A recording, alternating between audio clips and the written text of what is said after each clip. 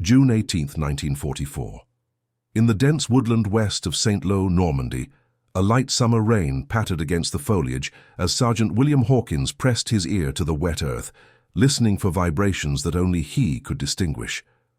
The 32-year-old reconnaissance specialist from Mississippi believed he was tracking a small German patrol, perhaps a dozen men at most, who had been harassing Allied supply lines. In less than 24 hours, his understanding of both the enemy's movements and his own abilities would forever change the course of his unit's mission in France. Before we dive into this story, make sure to subscribe to the channel and tell me in the comments where you're watching from. It really helps support the channel. This is the untold story of how one man's extraordinary skills, developed in the segregated American South, would become one of the most effective secret weapons in the European theater. A weapon the Germans never saw coming because they never imagined it could exist. In the sweltering backwoods of Yazoo County, Mississippi, William Hawkins had learned to hunt before he could properly write his name. Born in 1912 to a family of sharecroppers, his father James had supplemented their meager income by tracking and hunting deer, wild boar, and other game through the tangled undergrowth of the Mississippi Delta. "The animals speak if you know how to listen," James would tell his son during their pre-dawn expeditions. "Every creature leaves a signature, in the broken twigs, in how the mud displaces, in the rhythm of their movement across the forest floor." By age 12, William could track a white-tailed deer for miles based on nearly invisible signs, a displaced pebble, the particular way dew had been brushed from a fern, or the almost imperceptible compression of pine needles. These skills, refined over 2 decades of necessity, had become so instinctual that when William was drafted into the United States Army in 1942, he scarcely recognized them as remarkable. "Hawkins, you still playing with dirt?"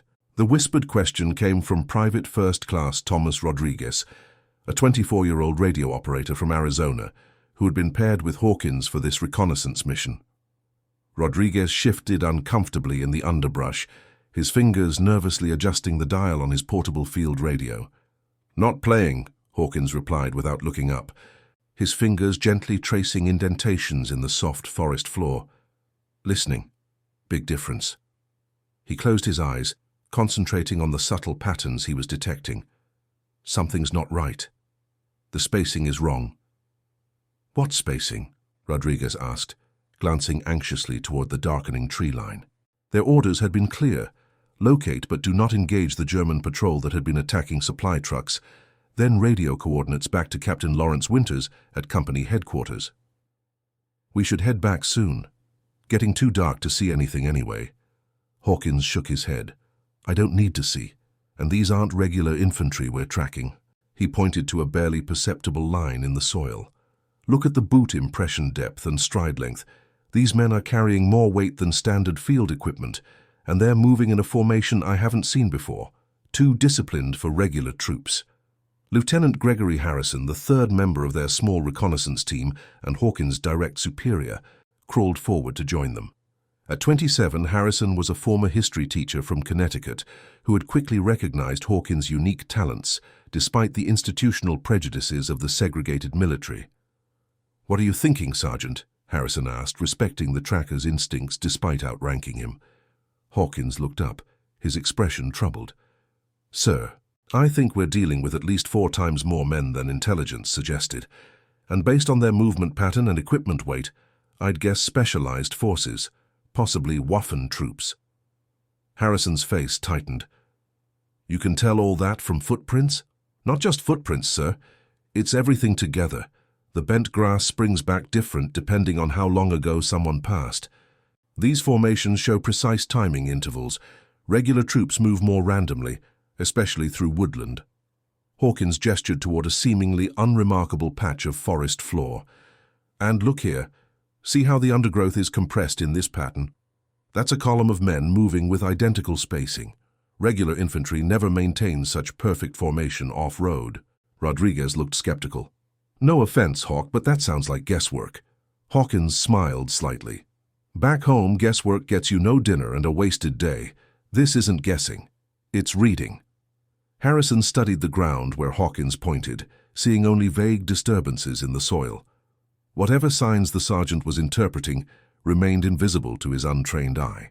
But in the 3 months since landing at Normandy, Harrison had learned to trust the quiet Mississippian's uncanny abilities. Hawkins had already saved their unit from 2 potential ambushes by detecting enemy positions that even experienced scouts had missed. "If you're right, we need to alert command immediately," Harrison decided, turning to Rodriguez. "Call it in."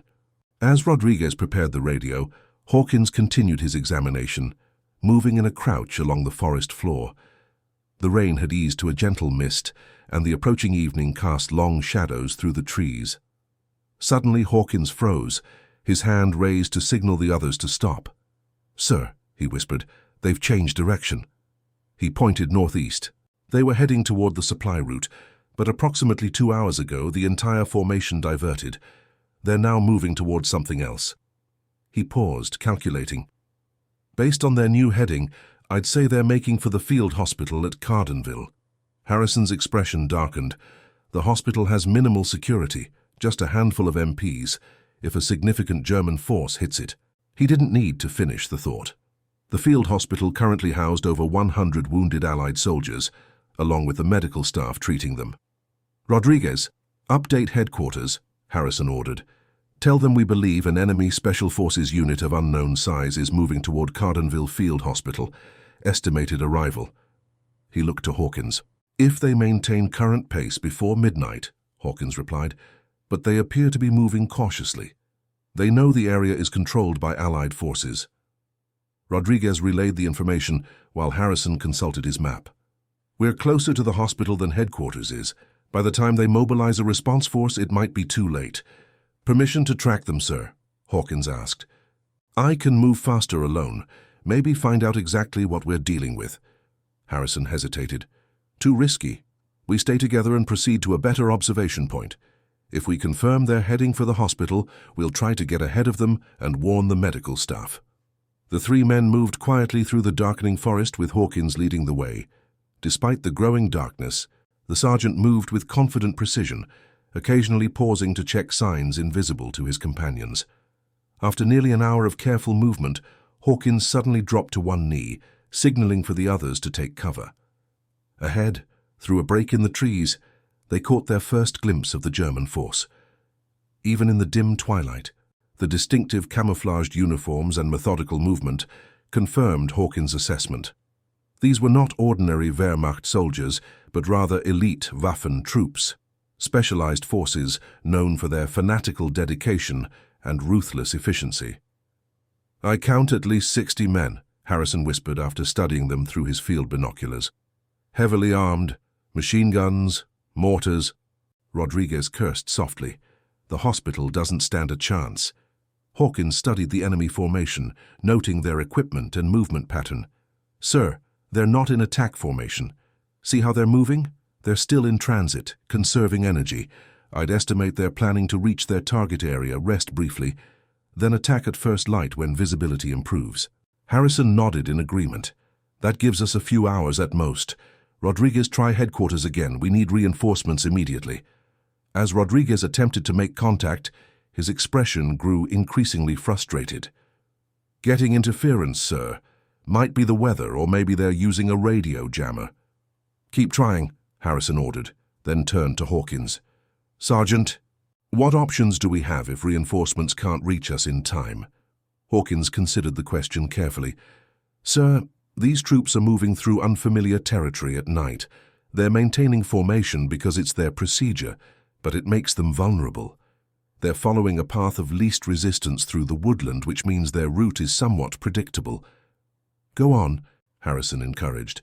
"If we can't bring enough forces to confront them directly, perhaps we can use their methodical nature against them, create an ambush situation that would delay them until reinforcements arrive." Hawkins paused. "Or potentially neutralize the threat entirely." Harrison looked skeptical. 3 men against 60? "Numbers aren't everything in the woods at night, sir," Hawkins replied. "Back home I've seen a single experienced hunter control the movement of an entire herd of deer, dozens of animals, simply by understanding their behavior and using the environment strategically." Rodriguez rejoined them, shaking his head. "Can't get through, storms interfering with transmission." Harrison made his decision. All right, Sergeant. Tell me more about this ambush concept. What exactly do you have in mind? As the night deepened around them, Hawkins outlined his strategy, a hunting technique adapted for warfare, drawing on generations of knowledge passed down through his family and community. The plan was audacious, perhaps even foolhardy, but their options were limited, and time was running short. They'll reach this clearing in approximately 2 hours, Hawkins explained, pointing to a small opening in the forest ahead. Based on their current trajectory and the natural contours of the land, they'll be channeled through here. It's the path of least resistance. And you're sure they'll follow that exact route? Harrison questioned. In daylight, they might choose differently. But at night, moving as a unit through unfamiliar woodland, they'll follow the easiest path available, just like game animals do. Hawkins traced the anticipated route on Harrison's map. We can use the landscape to our advantage, creating a series of false paths and barriers that will funnel them exactly where we want them. For the next hour, the 3 Americans worked silently in the darkness, implementing Hawkins' strategy. They created subtle alterations to the forest floor, arranging fallen branches in particular patterns, disturbing the ground in specific ways, and placing barely noticeable markers that would influence the Germans' movement without alerting them to the manipulation. Back home, we call this shaping the run, Hawkins explained as they worked. When hunting, sometimes you don't chase the animal. You reshape its environment so it comes to you. By the time they finished their preparations, the night had fully enveloped the forest. The rain had stopped, but heavy clouds obscured the moon and stars, creating near-total darkness. Conditions that heavily favored Hawkins' strategy. They positioned themselves strategically around the clearing, Harrison to the north, Rodriguez to the south, and Hawkins at the eastern edge, where he had determined the German unit would most likely emerge.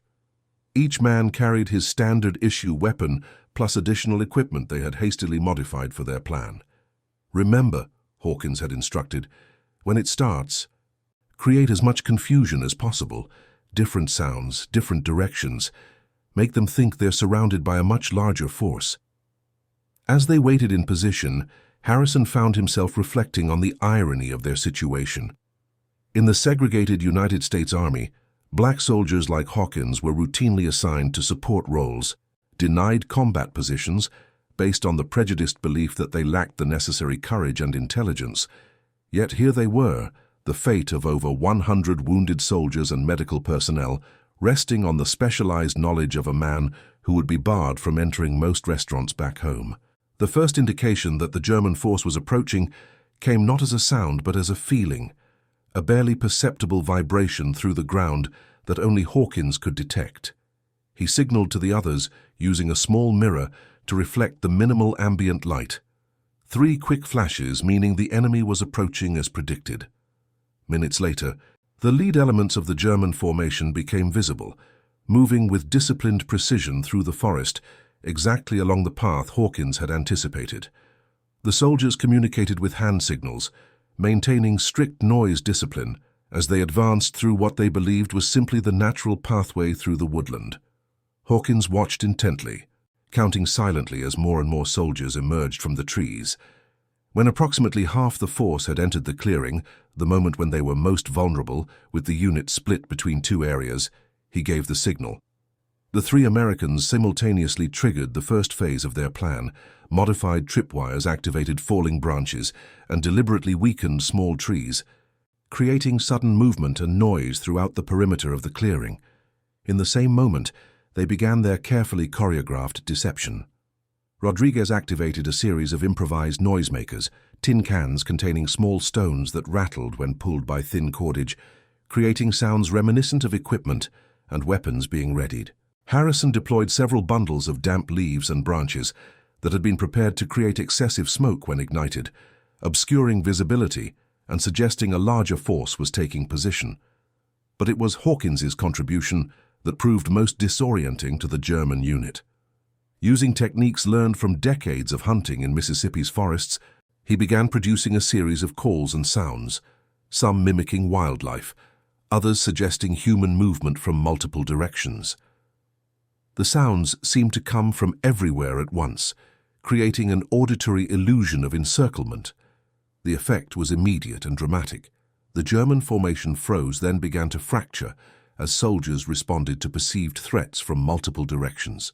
Commands were shouted as officers attempted to regain control, but the combination of limited visibility, disorienting sounds, and the psychological impact of an apparent ambush led to growing confusion. When the Germans attempted to fall back, they found their most obvious retreat routes subtly blocked or altered by the Americans' earlier preparations. Instead, they instinctively moved toward what appeared to be clearer paths, exactly the routes Hawkins had designed to further divide their forces. Within minutes, the once cohesive unit had separated into several smaller groups, each reacting to different perceived threats, unable to coordinate effectively in the darkness and confusion.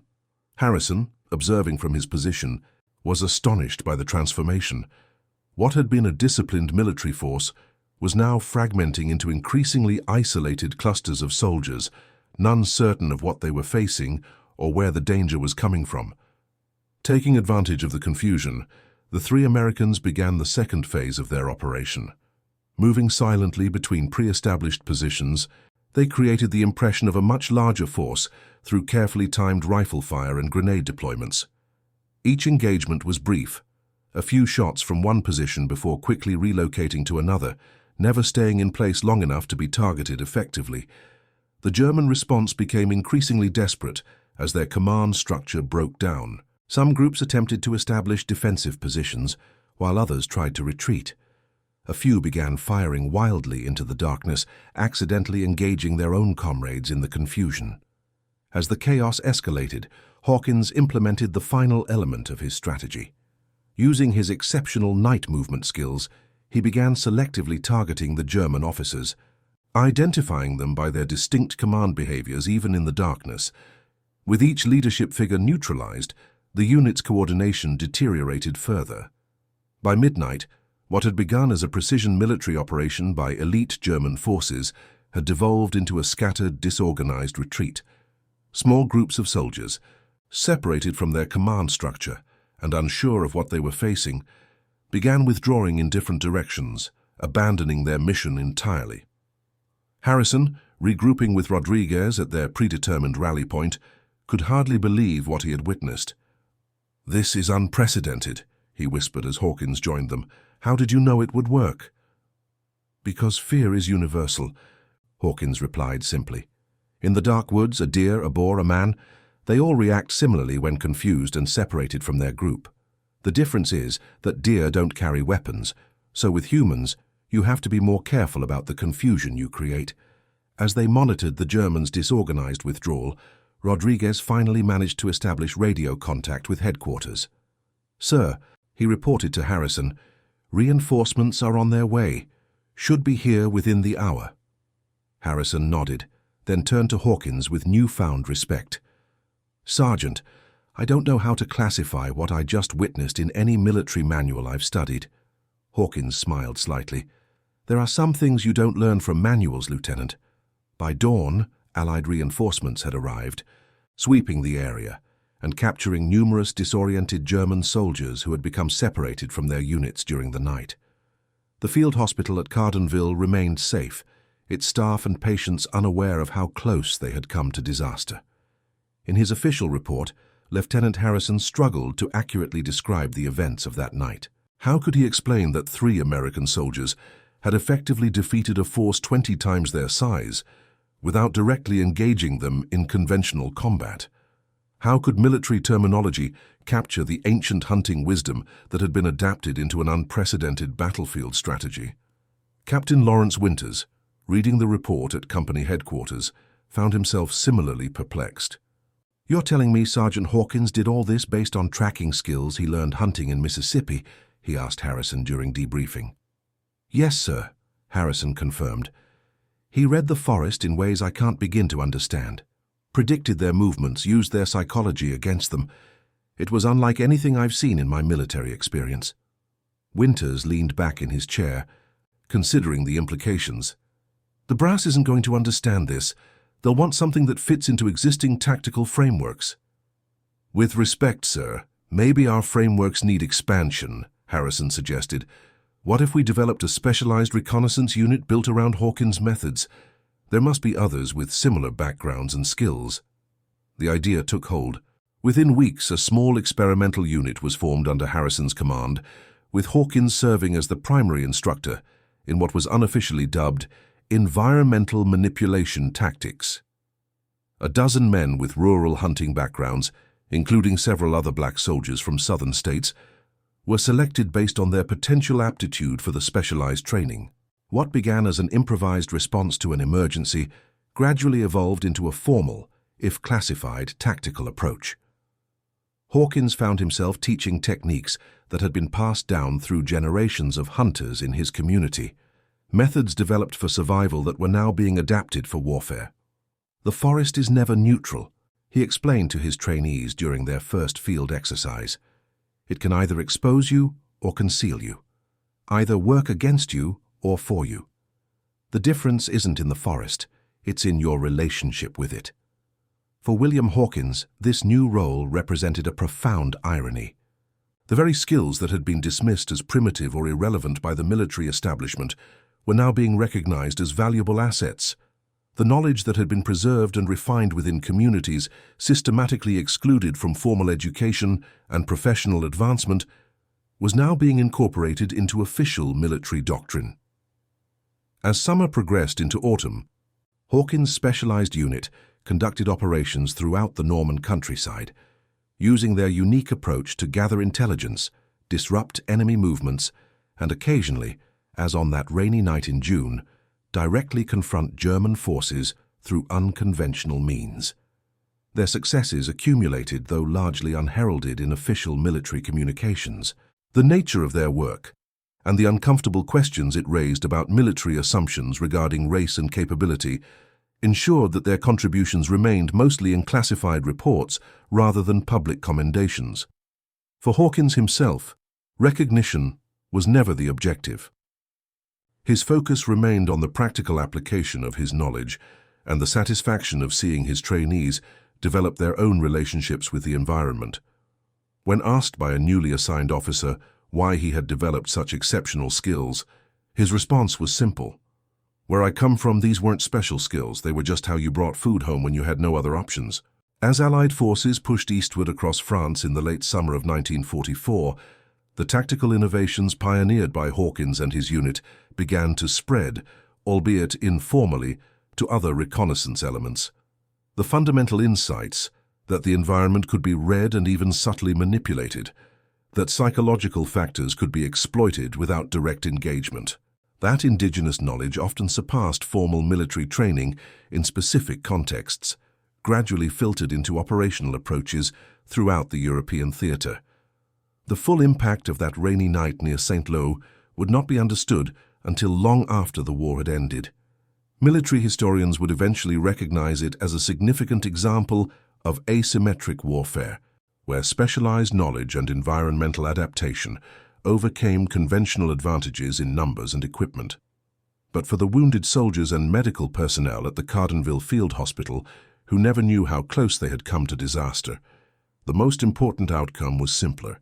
They lived to see another day, protected by skills developed in the Mississippi backwoods that proved unexpectedly crucial on the battlefields of Europe. By September 1944, word of Sergeant William Hawkins' unusual capabilities had reached divisional headquarters. Colonel James Harrington, a West Point graduate with 20 years of conventional military experience, initially dismissed the reports as exaggerations. "Backwoods mumbo-jumbo," he reportedly told his staff, yet the consistent success of Hawkins's methods eventually warranted his personal attention. "I want to see this tracker in action," Harrington announced one crisp autumn morning, arriving unannounced at the modest farmhouse that served as Hawkins' unit headquarters near Mortain. "Show me what all the fuss is about." Lieutenant Harrison, now promoted to captain following the success of what had been informally named the Hawkins Unit, met the colonel with appropriate military courtesy. "Sir, we're honored by your interest. Sergeant Hawkins is currently conducting a training exercise with new recruits about 3 miles east of here. I'd be happy to take you there." Harrington nodded curtly. "Lead on, Captain, and be advised I'm not easily impressed by parlor tricks." The drive through the Norman countryside was largely silent, with Harrington occasionally noting defensive positions or commenting on the tactical significance of various terrain features. Upon reaching a densely wooded area, Harrison parked their jeep and led the colonel along a narrow footpath into the forest. After several hundred yards, Harrison raised his hand, signaling Harrington to stop. "Sir, before we go further, I should explain the exercise currently underway. Sergeant Hawkins and 3 trainees entered these woods 4 hours ago. 30 minutes later, a group of 10 volunteers, experienced reconnaissance personnel from other units, began tracking them. The objective for Hawkins' team is to reach a designated extraction point without being detected. The tracker's goal is to locate and capture them before they reach that point." Harrington frowned. "Sounds like a standard evasion exercise. We've been running those since before I was commissioned." "With respect, sir, there's a difference," Harrison replied. "In this variation, Sergeant Hawkins' team is instructed not just to evade, but to actively mislead and confuse the pursuers, creating false trails and environmental manipulations that cause the tracking team to waste time and resources." Before Harrington could respond, a soldier emerged from the bushes nearby, a young lieutenant looking frustrated and somewhat embarrassed. He saluted upon recognizing Harrington's rank. "Report, Lieutenant," Harrington commanded. "Sir, my tracking team has been going in circles for the past 2 hours," the lieutenant admitted. "We've found numerous signs of passage, but every promising trail either loops back on itself or vanishes completely. We thought we had them cornered near the stream to the north, but it turned out to be an elaborate false trail." Harrington's expression remained skeptical. "Perhaps you need more training in basic tracking, Lieutenant." "Sir, with all due respect, 2 members of my team were hunters and trappers in civilian life. One was a game warden in Montana. These are not inexperienced men." The lieutenant hesitated, then added, "It's like they're reading our minds, sir, anticipating exactly how we'll interpret signs and using that against us." Harrison intervened. "If you'll follow me, Colonel, I believe I know where we can find Sergeant Hawkins." He led Harrington through the woods, deliberately passing several areas where the colonel could observe subtle manipulations of the environment, broken twigs arranged in unnatural patterns, minute disturbances in leaf litter that created optical illusions about direction of travel, small barriers of natural materials that unconsciously guided movement along certain paths. Eventually, they reached a small clearing where Sergeant Hawkins sat calmly on a fallen log, whittling a piece of wood. 3 younger soldiers, 2 white, 1 black, sat nearby, listening attentively as Hawkins spoke in a low voice. All 4 appeared completely relaxed, showing no signs of the intensive evasion exercise supposedly underway. Harrington's face darkened. "Is this your idea of a proper military exercise, Captain? They're sitting around like they're on a camping trip." Hawkins stood as they approached, offering a crisp salute. "Colonel Harrington, sir. We've been expecting you." Harrington returned the salute automatically, then paused. "Expecting me?" "Harrison only learned I was coming this morning, and I made no announcement of visiting your exercise." "Yes, sir," Hawkins acknowledged. "But approximately 90 minutes ago, we detected your approach. The distinctive engine sound of a staff car, followed by 2 individuals walking along the main trail. One with a standard infantry gait, the other with the slightly altered stride that comes from years of riding horses, common among senior officers of your generation. We identified 14 potential observation points you might select, and this clearing offered the best combination of concealment and observation potential. So we waited." Harrington stared at Hawkins, momentarily speechless. Harrison suppressed a smile, having witnessed similar reactions from other skeptical officers. "Furthermore, sir," Hawkins continued respectfully, "your tracking team has been operating under a disadvantage from the beginning. We've been monitoring their movements and communications, adjusting our deceptions accordingly. In a real combat situation, this would allow us to either avoid engagement entirely or position ourselves for maximum tactical advantage." "You've been watching them? From where?" Harrington demanded. Hawkins gestured toward one of his trainees, a slight young man from rural Pennsylvania.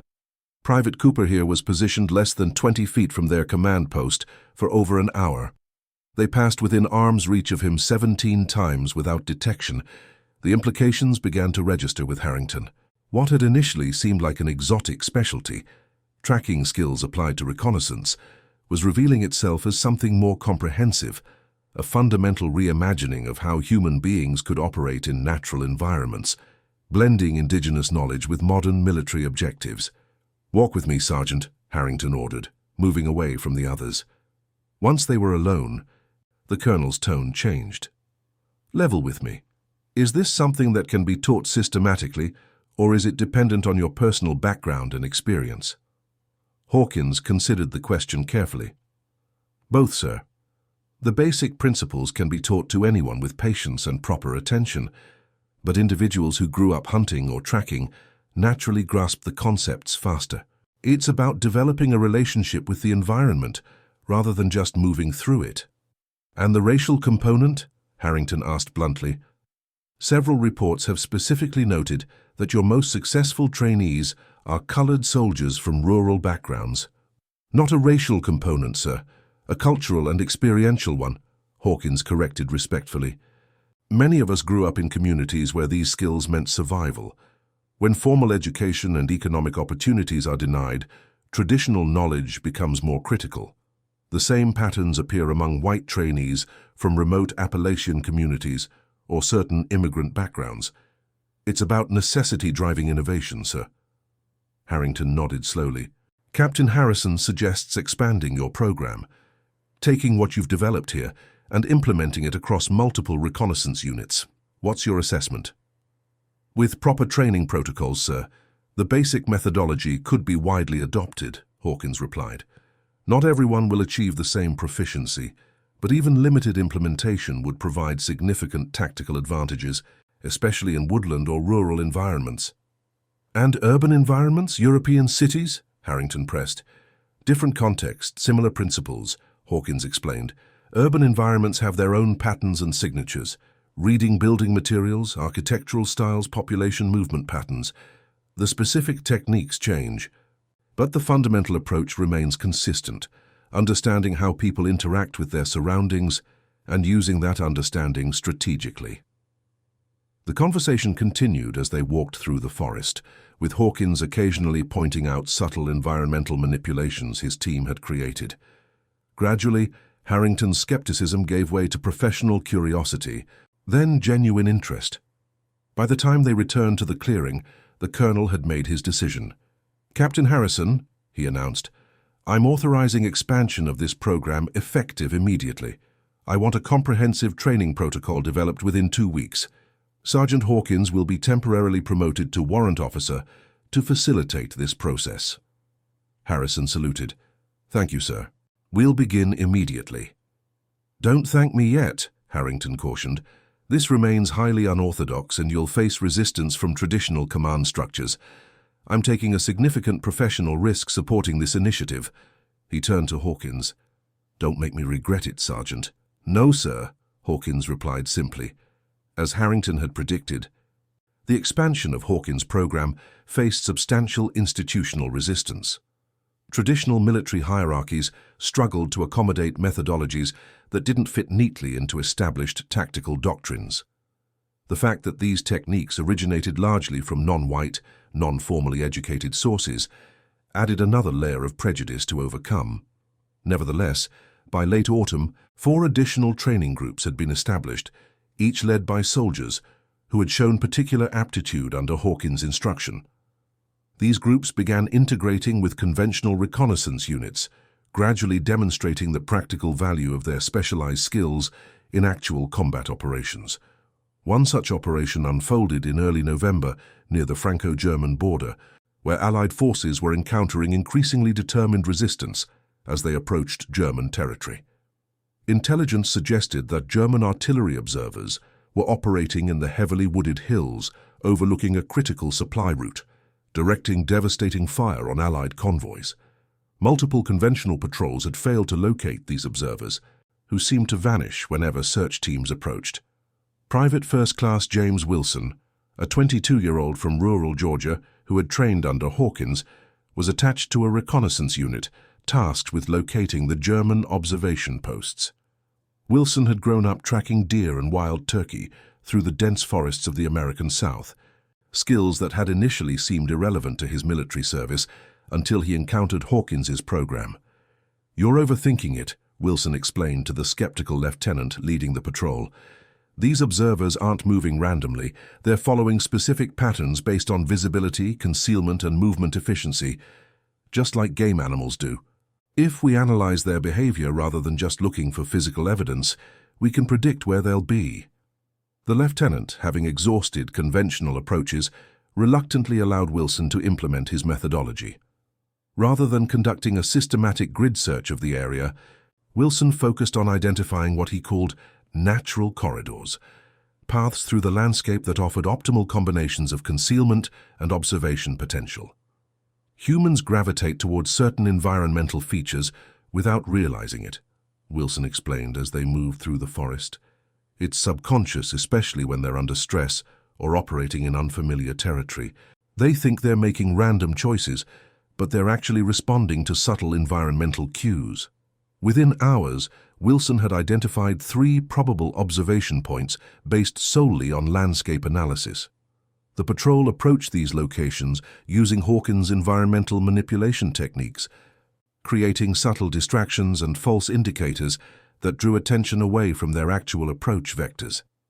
By nightfall, they had located and neutralized 2 German artillery observation teams that had eluded detection for over 2 weeks.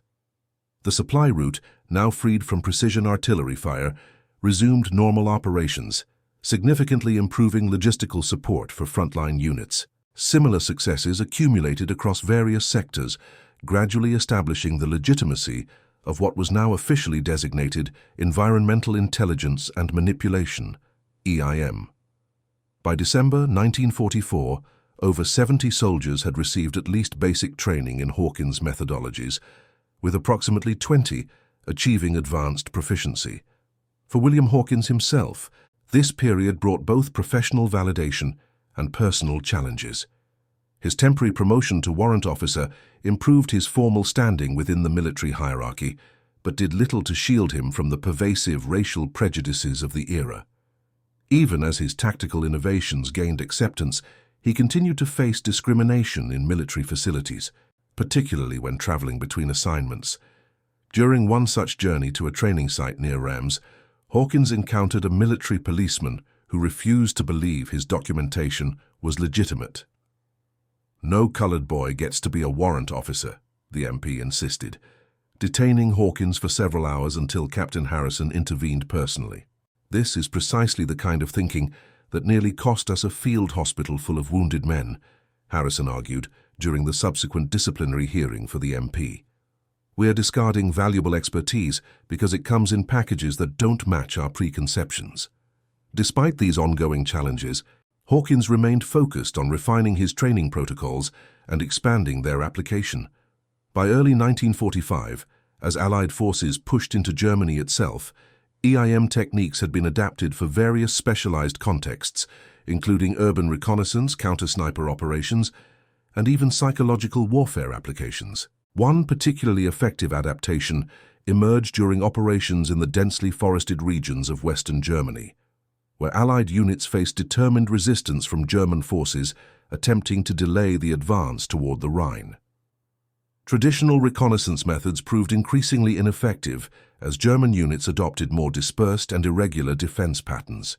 Drawing on his experiences hunting elusive prey in Mississippi's forests, Hawkins developed what he called predictive displacement analysis, a methodology for anticipating how enemy forces would relocate in response to Allied movements. Rather than simply tracking where German units had been, this approach focused on predicting where they would go next, allowing Allied forces to intercept them during vulnerable transition periods. "When you're hunting a smart animal that knows it's being hunted, you don't chase where it's been," Hawkins explained to a group of intelligence officers. "You analyze its behavior patterns, understand its needs and limitations, then position yourself where it will go, not where it is now." This concept proved particularly valuable during Operation Undertone in March 1945, when Allied forces sought to clear German units from the Palatinate region. German forces had established a complex network of defensive positions in the rugged forested terrain, making conventional approaches extremely costly in terms of casualties. Utilizing Hawkins's predictive displacement analysis, Allied reconnaissance teams identified likely relocation routes that German units would use when their primary positions became untenable. By focusing resources on these transition corridors rather than the heavily fortified main positions, Allied forces were able to neutralize numerous German units with minimal casualties during their vulnerable movement phases. As the European conflict approached its conclusion in April and early May 1945, Hawkins found himself increasingly involved in documenting and formalizing his methodologies for potential application in the ongoing Pacific campaign. The dense jungles and unfamiliar terrain of the Pacific Islands presented different challenges than the European forests, but the fundamental principles of environmental reading and manipulation remained applicable. The specific indicators change, but the underlying patterns remain consistent, Hawkins noted in a training document prepared for Pacific-bound units. All environments speak their own language. Our job is to learn that language, then use it to communicate strategically. On May 8, 1945, when news of Germany's surrender reached Hawkins' training facility near Rams, celebrations erupted throughout the base.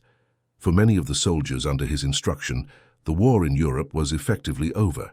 They would either return home or transfer to the Pacific Theater for the final phase of the global conflict.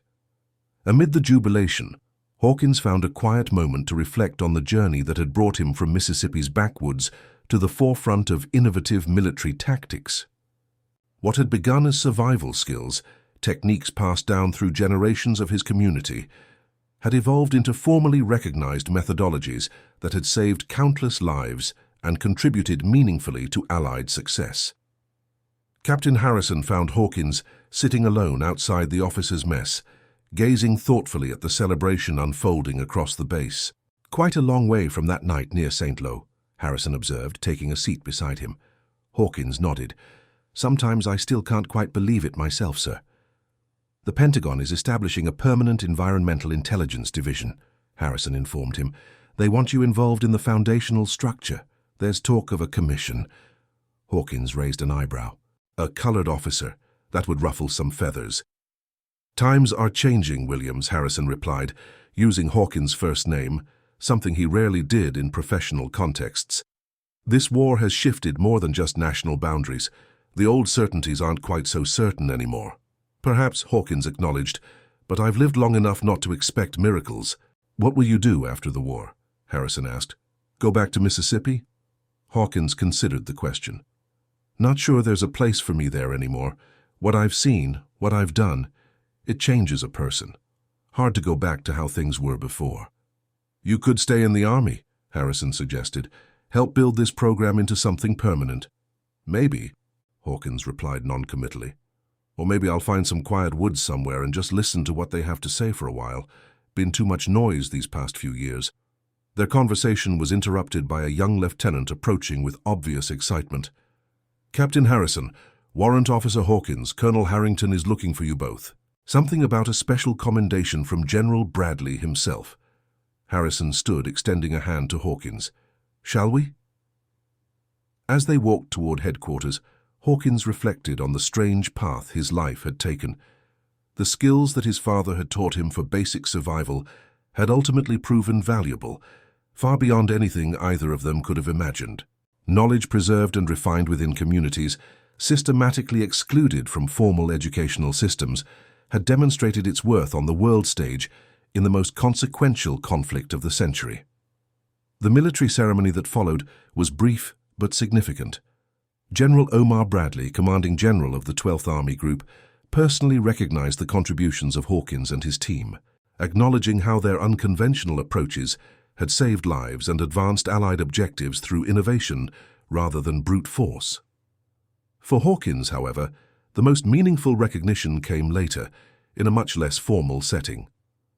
Following the official ceremony, several of his trainees, men from diverse backgrounds who had mastered his methodologies and applied them successfully in combat operations, gathered to present him with a hand-carved wooden plaque bearing a simple inscription, to the man who taught us to listen when the forest speaks. In the years following World War II, the tactical innovations pioneered by William Hawkins gradually became integrated into standard military doctrine, though often without acknowledgement of their origins. The formalized version of environmental intelligence and manipulation evolved into specialized reconnaissance protocols used by various military and intelligence organizations worldwide. Hawkins himself remained in the military through the post-war transition period, helping to document and systematize his methodologies before retiring as a captain in 1949, one of the few black officers of his era to achieve that rank. He declined offers to participate in the Korean conflict, instead accepting a position as a civilian consultant, developing specialized training programs for reconnaissance personnel. Later in life, when interviewed about his wartime experiences, Hawkins consistently emphasized that his contributions were not individual achievements, but rather the application of generational knowledge preserved within his community. "What I did wasn't new," he would explain. "It was very old knowledge applied to new circumstances. My father taught me, his father taught him, and so on back through time. I was just the one who happened to be there when that knowledge became tactically relevant on a global scale." The full extent of Hawkins' influence on military tactics remained classified for decades, with most official histories minimizing or omitting entirely the contributions of black service members. It wasn't until the 1970s, following concerted efforts by military historians and civil rights advocates, that his innovations began receiving proper recognition in academic and professional contexts. By then, many of the techniques he had pioneered had become so thoroughly integrated into standard procedures that their origins were largely forgotten. Modern special forces units around the world routinely employ methodologies that can be traced directly to Hawkins' adaptations of traditional hunting and tracking techniques, often without awareness of their historical lineage. For William Hawkins personally, recognition was never the primary concern. When asked late in life what he considered his most significant contribution, he mentioned neither the tactical innovations nor the lives saved, but rather the opportunity to demonstrate the value of knowledge systems that had been systematically devalued by the dominant culture. "The woods don't care what color you are," he observed in his final recorded interview in 1982. "They speak the same language to everyone. Some just weren't forced to listen as carefully as others." The techniques developed by Hawkins and his trainees during World War II continue to influence modern military and intelligence operations, though they have evolved significantly with changing technologies and battlefield conditions. Environmental reading and manipulation remain crucial components of specialized training for reconnaissance and special operations personnel, with many instructors unknowingly teaching methodologies that originated with a Mississippi hunter who learned his craft from necessity rather than formal education. Perhaps the most enduring legacy of Hawkins' work, however, is not tactical, but epistemological, the demonstration that valuable knowledge exists in diverse forms and contexts, often preserved within communities whose contributions have been historically marginalized or dismissed. His story serves as a powerful reminder that innovation frequently emerges from unexpected sources, particularly when traditional systems face unprecedented challenges. In military academies and war colleges today, case studies occasionally reference what became known as the Hawkins Principle, the concept that environmental familiarity and adaptation can overcome conventional advantages in numbers and technology when properly applied. Few of the officers studying these principles realize they originated with a sharecropper's son, who learned to track deer through Mississippi's forests because his family needed food on the table. For the wounded soldiers at the Cardenville Field Hospital, who never knew how close they came to disaster on that rainy night in 1944, and for countless others whose lives were affected by the tactical innovations that followed, the specific origins of the methodologies that protected them remained largely unknown. But for William Hawkins and those who served with him, the knowledge that their contributions had meaningful impact was recognition enough. The story of how traditional hunting techniques from the American South were adapted into sophisticated military tactics during World War II represents more than an interesting historical footnote. It illuminates broader patterns of knowledge transfer and innovation, demonstrating how expertise developed in one context can prove unexpectedly valuable in entirely different circumstances when given the opportunity to be applied. It also highlights the often overlooked contributions of black service members during World War II, many of whom brought unique skills and perspectives that contributed significantly to Allied success, despite the institutional barriers they faced. Their stories, long marginalized in official histories, reveal a more complex and inclusive understanding of how the war was actually won, not just through industrial might and conventional military operations, but also through diverse knowledge systems and innovative adaptations of traditional practices. In the dense forests of Europe, where conventional military advantages were often neutralized by terrain and visibility limitations, the hunting wisdom of rural Mississippi proved unexpectedly decisive. Enemy forces trained in formal military doctrines found themselves outmaneuvered by techniques developed for tracking deer and wild turkey, a powerful reminder that effective innovation often emerges from unexpected sources and that knowledge takes many forms beyond what is recognized by formal educational systems. For William Hawkins, the journey from Mississippi's backwoods to the battlefields of Europe represented not just a personal transformation, but a validation of his community's knowledge systems and their relevance even in the most technologically advanced conflict in human history to that point. His story serves as a powerful reminder that wisdom takes many forms, and that dismissing knowledge because of its origins, rather than its efficacy, can have profound consequences in critical situations. The techniques pioneered by Hawkins and his unit continue to evolve and adapt in modern military contexts, though their origins have been largely obscured by time and institutional amnesia. Yet the fundamental principles remain relevant, that environments contain information for those trained to perceive it, that psychological factors often override technological advantages, and that indigenous knowledge systems frequently contain insights of global significance when given the opportunity to be applied in new contexts. As military historians continue to reassess the multifaceted contributions that led to Allied victory in World War II, stories like Hawkins offer a more nuanced understanding of how the conflict was actually won, not just through industrial production and conventional operations, but also through the diverse skills and perspectives of service members whose contributions have been historically under-recognized. In the final analysis, the story of William Hawkins and his adaptation of traditional hunting techniques to modern warfare stands as a testament to human ingenuity and the universal value of knowledge, regardless of its source or the status of those who possess it. It reminds us that innovation often emerges from necessity rather than privilege, and that wisdom takes many forms beyond what is recognized by formal institutions and traditional power structures. And that concludes our story. If you made it this far, please share your thoughts in the comments. What part of this historical account surprised you most? Don't forget to subscribe for more untold stories from World War II, and check out the video on screen for another incredible tale from history. Until next time.